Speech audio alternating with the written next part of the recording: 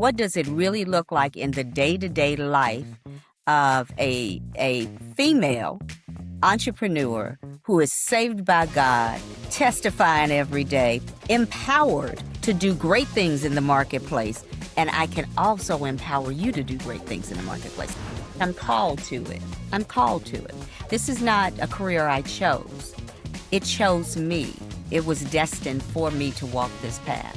The path was already done. It was already written. Before I was placed on this earth, this was who I was supposed to be. I am a product that is in finishing process, constantly in finishing process. When a piece of gold comes from the earth, it does not look like a wedding ring. It is a stone that has to be polished and shaped and moved in order to end up like this.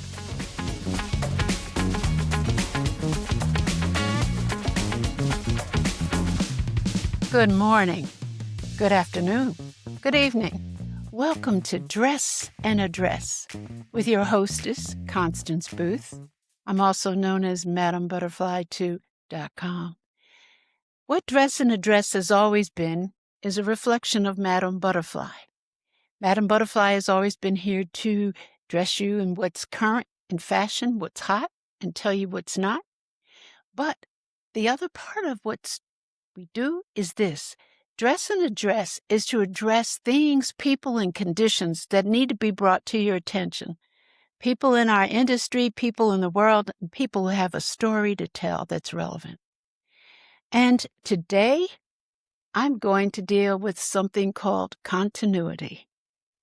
Continuity is something that has a beginning and it just keeps on going. And this is a reflection of who I'm going to have in front of us today. A professor, a filmmaker, an actress, someone whose lives intersect storytelling with faith and personal transitions, and somebody who has a dynamic core that is at the center of all she does. And with that, I'm going to tell you a little bit more about my person. As an actress, BJ has appeared in several notable films and also television projects, including The Forge, which was in 2024, which you do need to see. If it goes across your YouTube, you need to stop. She's been in several other films and is also one who's a producer of what she does show. In addition to her on-screen work, BJ is the subject of a powerful documentary that captures her personal journey in life, things that she overcame and the difficulties and things that are relatable to all of us. And through healing, through marriage, and through God, she has been able to restore and to resound. One of the things you need to know about her, which is one of the things that is most near and dear to my heart, is that she is a professor. As a professor, she is equally committed to shaping the next generation, bringing out the real-world experiences that she has and incorporating that into her learning modalities. She has much insight, she has a lot of authority, and in the classroom, she is mighty. I got to tell you about that. So without further ado, I'm going to introduce to you my friend, my colleague, a mentor, and an inspirer, Miss Professor B.J. Arnett. Good morning, B.J. Good morning. Why, thank you. That was very kind. Thank you so much for having me. I love being a part of your program. Dress and Address. I like that. Well, it's what we do. I want to ask you some questions because a lot of people really want to know who is or what is behind Eminem. And I'm going to tell you some things that we have. We have a great relationship. I'm telling you, but I got to tell you a little something about BJ, Professor. When I first was made aware of her, we were both teaching at Barter College. Mm-hmm. And I'd heard about her. And I heard about this little person. And when I say little, this is not minimizing her authority. She's just a packed person in a 5-foot frame that seems like she's 6'5" on certain days, because you need to ask the kids about her when she comes in there and gives them those come to Jesus moments. But when I first saw and heard about her, I was curious, because, you just don't get to meet a lot of people that are that revered, especially within our educational situation. And I saw her, didn't get to interact with her there, but it wasn't until we were both at Clark, Atlanta, and she was coming there. And I saw her, and I said, I think I need to get to know this person. Yeah. And the games began. We had interactions, small, but they kept escalating. But the day that we were walking down Carl and Mary Ware's lobby, and we were walking together, and students were approaching us, and it was like they were coming at us, but I had an epiphany. And I said, we're real similar. We're like a left and right arm. We have similar modalities and similar intents. And this is what I want to talk to you, or have her talk to you about, is her intent. We're going to deal with something today called the who, what, where, and why. So I wanted to bring it to, who is BJ Arnett? Well, let's say this. I am exactly who you see that I am. I am no different on camera than I am off camera. I am the woman that you bump into in the grocery store that says, "Oh, I'm so sorry. How are you today?" I'm usually very bubbly and very happy. I really am that person who has decided that no one needs sorrow in their day. They need joy. They need the light to come in. I go to the grocery store and I love to get to the counter where the cashier is, and they are like this, head down. And I go, "Hey, how are you? Pull your head up." You want to be able to engage someone and give them the opportunity to feel someone's presence that's really careful to care about them.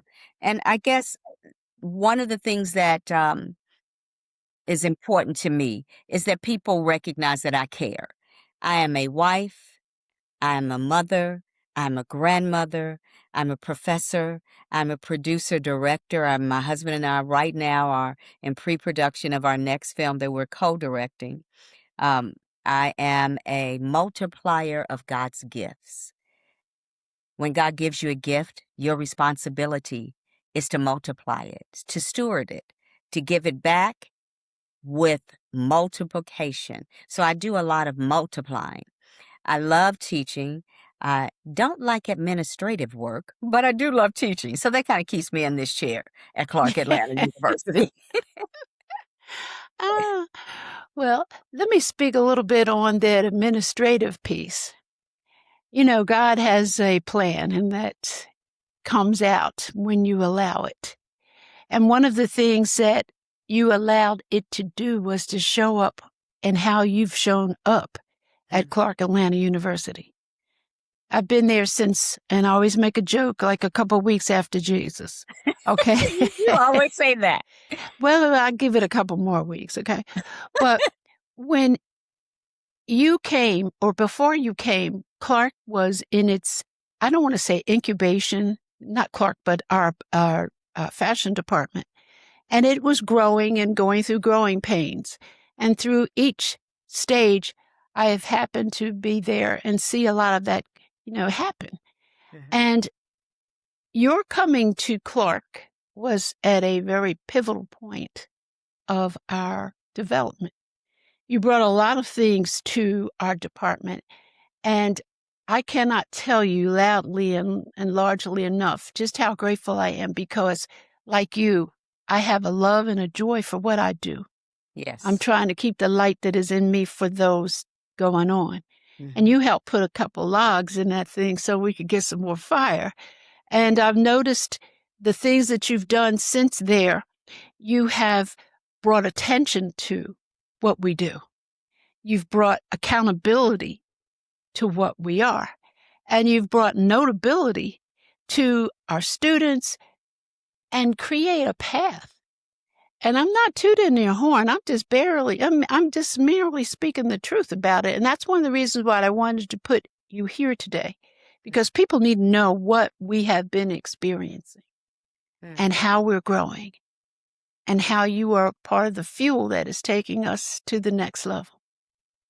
What do you see even more than what you're doing with our students or with Clark as your mission? What's on? Because BJ's always, she's smoking up there. Stuff's coming around, and you're getting there. You can't talk to her. You got to throw your questions at her and keep going because you don't have a lot of time. So I figure I got you right now for 30 minutes. Go. Yeah. It's funny. I want to recognize the gift that is in each scholar, and I want to cultivate that gift. And many times, and as a professor, you are pouring out the knowledge that you have about your particular industry.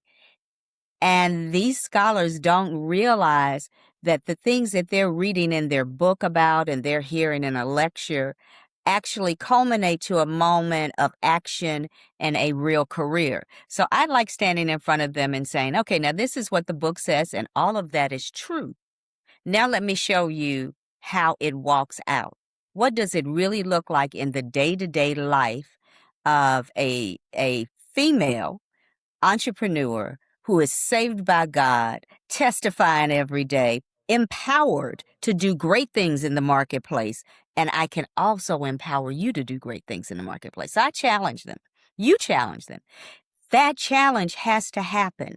They have to recognize that you and I stand on the shoulders of greatness. Coretta Scott King, Martin Luther King, Maynard Jackson, all of these people that right here in Atlanta, we stood on their shoulders. But then we get into industry, and now these young people are standing on our shoulders. And what we do is make them understand that they need to straighten it up, broaden those shoulders, and be the one that someone stands on their shoulders. So I do a lot of making sure that they understand that book knowledge is extremely important and very, very good. And I don't want them to have a digital book. I want them to have a book hold in your hand. But if you cannot, but if you cannot apply those lessons in the book to and recognize how they are applicable, and some not, to today's industry, then you're not doing anything. So I spend a lot of time explaining our history, how it relates to the art and fashion world, and why it's important for these young people to take their place and stand in the position, shoulders broad, that another young person can stand on their shoulders. So basically, it is your mission to create a platform of sustainability for our students. Absolutely. Mm-hmm. Absolutely. I was on a panel last night for for those who were there. It was just a joyous panel because we were talking about the importance of the journalistic side of fashion and art.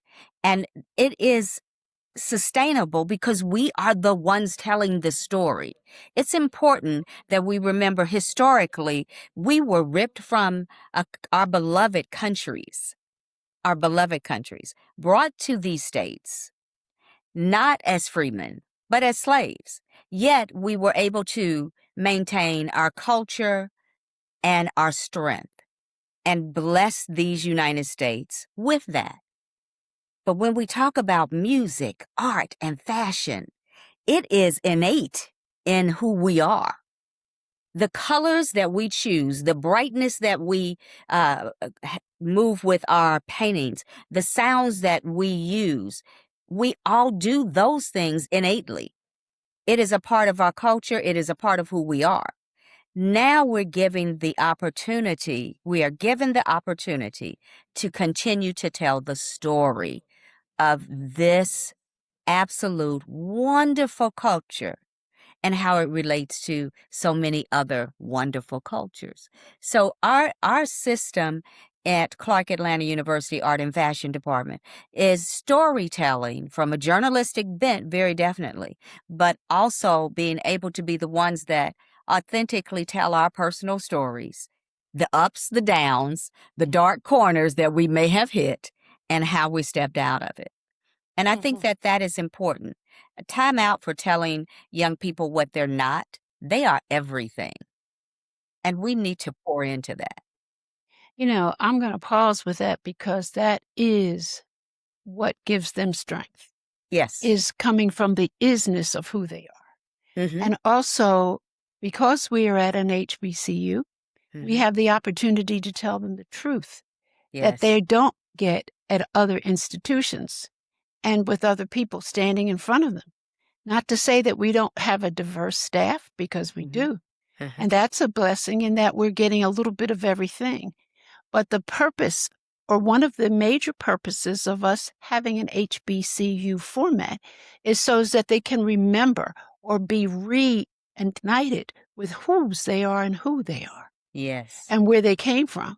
So one of the things I find that in most of our classes, I know it's true in yours, and it is definitely true in mine, that I try to let them, I don't like that word. I usually tell them try is a cop-out, okay? Yeah. When you use try, that means you're not really going to do it. Either you are or you aren't. So in my class, and I know this to be true about yours, we let them know who they are. That fashion, all of this evolved from them. At any given opportunity, our staff, we use that time to tell them we came up with linen. We came up with the weaves that you are donning, and all those other things, but they came from us.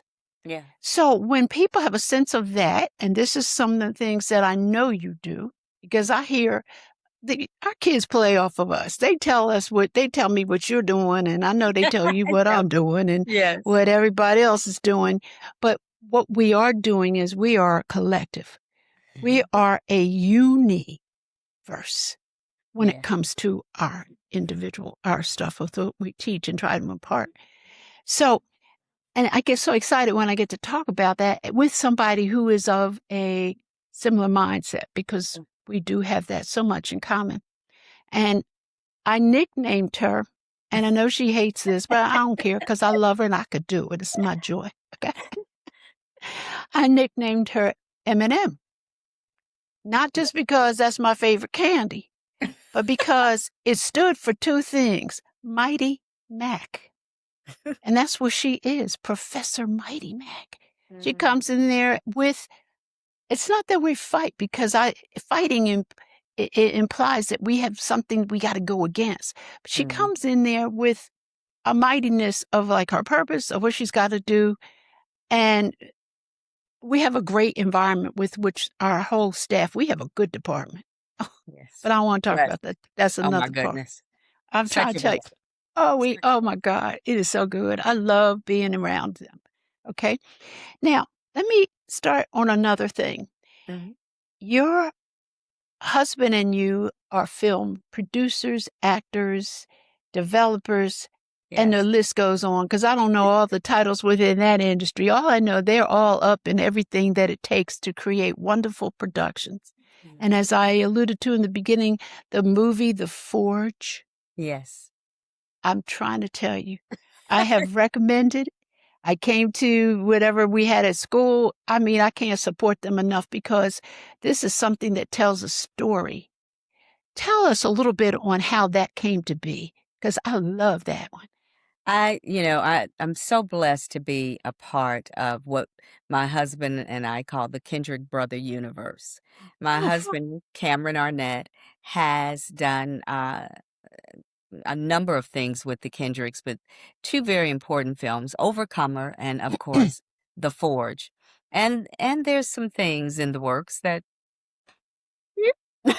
but I know. Okay, I can see the zipper coming. I can't do it.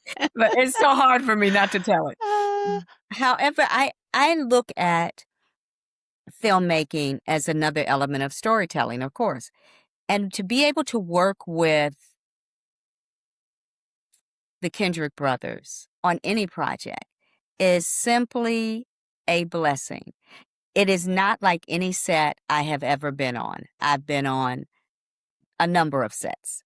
And working with Sony, a firm, to produce these films is another level of wonderful. So the Forge was an absolute pleasure because I got to be paid to play my husband's wife. Now, who does Praise that? the Lord. Where does Paid that happen work. in the world? I got Paid for work. paid to play my husband's wife. I think that's the funniest thing in land. I think And that's a benefit. it was such a benefit. And for the first time, a Christian couple, a real Christian couple, kissed on a film.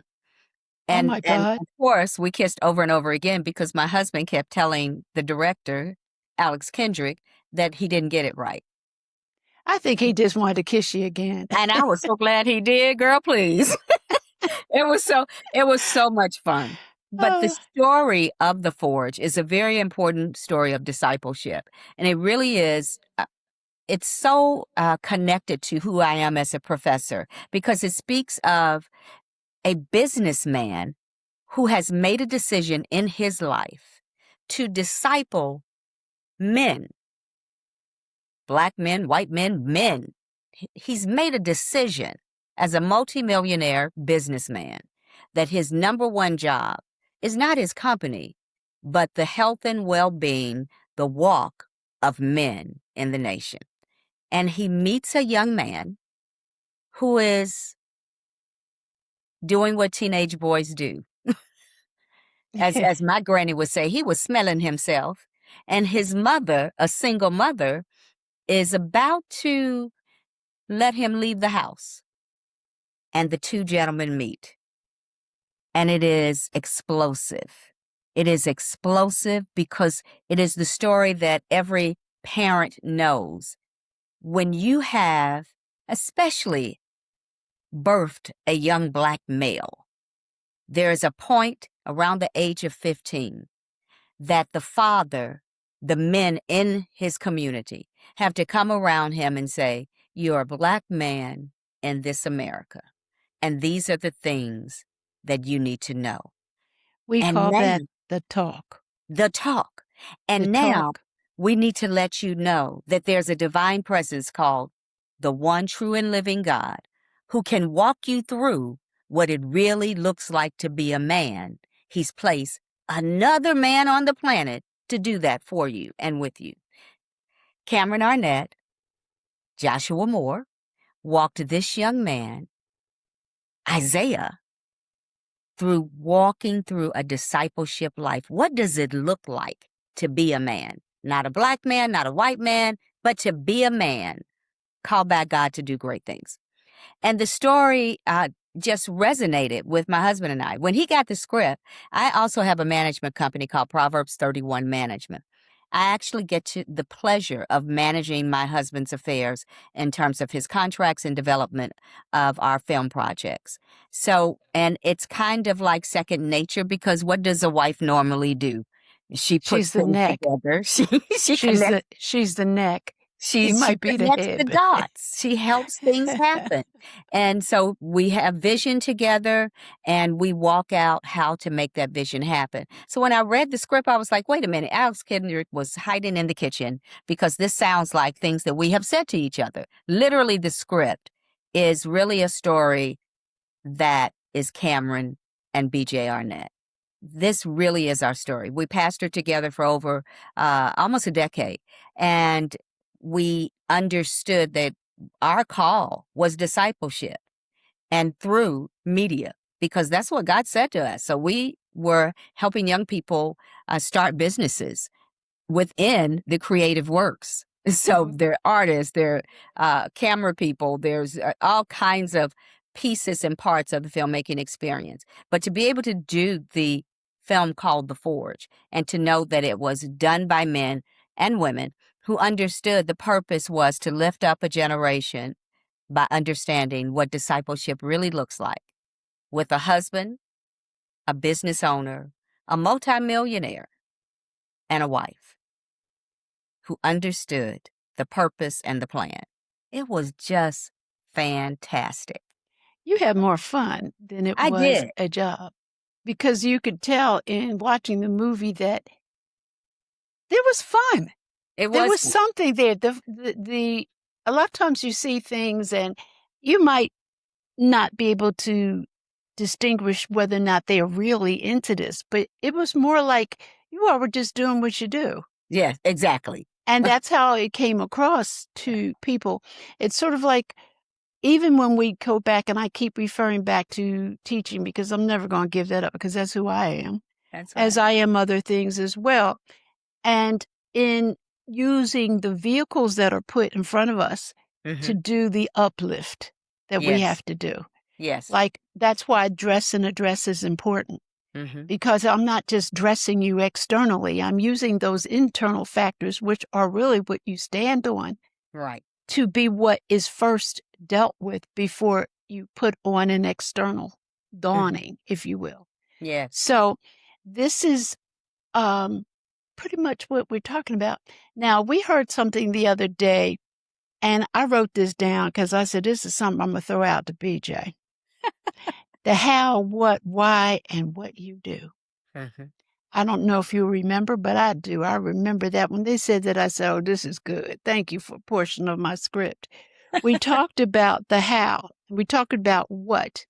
We're getting a why, a sense of what you do, which again is our commonality. And that's why I just put you in such a high regard, because it's so good to see someone who is authentically into her why. And the why, if you could just put it into a couple of words or a sentence or quickly, why do you do what you do? Just because I'm called to it. I'm called to it. This is not a career I chose. It chose me. It was destined for me to walk this path. The path was already done. It was already written. It was already said. Before I was placed on this earth, this was who I was supposed to be. I am a product that is in finishing process, constantly in finishing process. When a piece of gold comes from the earth, it does not look like a wedding ring. It is a stone that has to be polished and shaped and moved in order to end up like this. I was destined to end up in a place that I could be a tool to be used to help others. And that my why is because that's how I am designed. My why is because that is my purpose. My why is because this is necessary that I stand in my position in order for others to stand in their position. My why is simply because it is and it's good. That's my why. It's good. I'm very clear about who I am because I know where I came from in order to be here. I'm not special. I'm not perfect. I am being perfected. I am no different from anyone else in that my choice was to receive my Lord and Savior, Jesus Christ. That was my choice. And once I did that, I said, okay, now who can disciple me? Just like the film, The Forge. I was the girl version of Isaiah, a hot mess, a hot mess. Oh my God. I still am amazed. But I was also the girl who was anorexic. I was also the girl who was suicidal. I was also the girl at 9 who was molested. I was that. When you look at me now, you don't know those things because I'm being polished, because I'm being refined, because I'm being placed so that I can help place others. My why is because he said so. My why is for sure. This is what I'm called to do. When we started this, I said, this is called a continuation. And this only plays on that because it is a to be continued. Our lives are never stopped. It is a to be continued, whether it is here or it is wherever it is. We are here for a reason. Yes. And it's so important that we help, first of all, identify the light that is within us and find out what we are called to do. And when we give ourselves permission to be authentic, we also give others the same permission. Yes. And that is what we do with our students. We give them permission, not that they need it, but if they sometimes are in safe spaces for them to respect us, respect themselves, reflect, and show what they are. This is part of the deal. Yes. This is the to be continued. Yes. And I could talk to you for a long time because you know what? As I said, getting in there with her is rough. Okay. But I enjoy our conversations because it's like I'm talking to somebody who really understands some of the things that I may not always express, but is expressing them, and I'm cool. I'm going to express you do know I do express. Yes, But the thing is, I'm in an environment as well as one that is created for all of us in our art and fashion department to express ourselves so that we can give our students the same just stand, if you will. Yes. Okay? Thank you. And I hate to close this up, but I just wanted to make sure I kept my commitment first to myself because when getting this and pulling together people of interest, people of relevance, I said, I'm getting my girl up here. I'm getting BJ up in here.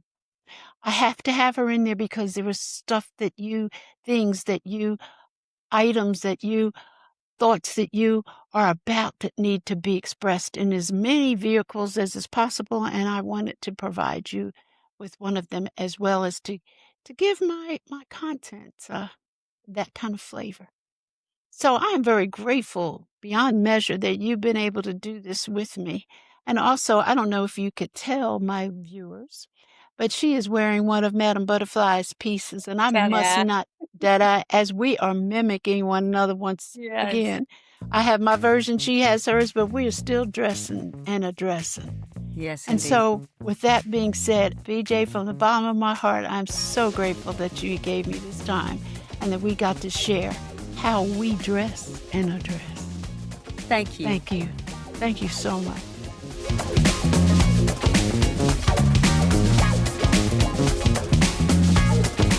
Now that we've finished our personal podcast, we're going to get into the Madame Butterfly TOO.com portion of it. This is something that I maintain at my boutique. And you can get this if you should like to DM me and find out about it. I love the fact that we've got pockets, it's got multiple panels, all the different colors, all these things that you could play off if you wanted to isolate a color to go with it.